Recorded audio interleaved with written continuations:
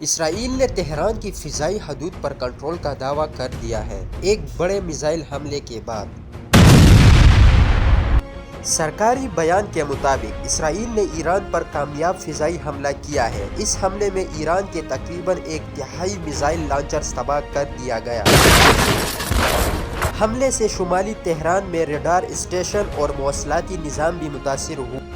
اسرائیلی فوج کے مطابق یہ کارروائی ایران کی فضائی طاقت کو کمزور کرنے کے لیے کی گئی ہے۔ اسرائیلی میڈیا نے اہم فوجی تنصیبات پر شدید دھماکوں کی فوٹیج جاری کی ہے۔ ایرانی حکام نے تاحال نقصان نہیں کی، لیکن شدید رد عمل کی دھمکی دی ہے۔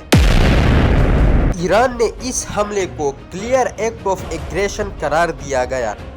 خطے میں کشیدگی بڑھتی جا رہی ہے، عالمی رہنما تحمل کی اپیل کر رہے ہیں۔ تہران کے شہریوں نے پوری رات زوردار دھماکوں اور کئی علاقوں میں بجلی بند ہونے کی شکایت کی۔ اس وقت بین الاقوامی مبصرین صورتحال پر گہری نظر رکھے ہوئے ہیں۔ کیا آپ کو لگتا ہے کہ یہ جنگ مزید بڑھے گی؟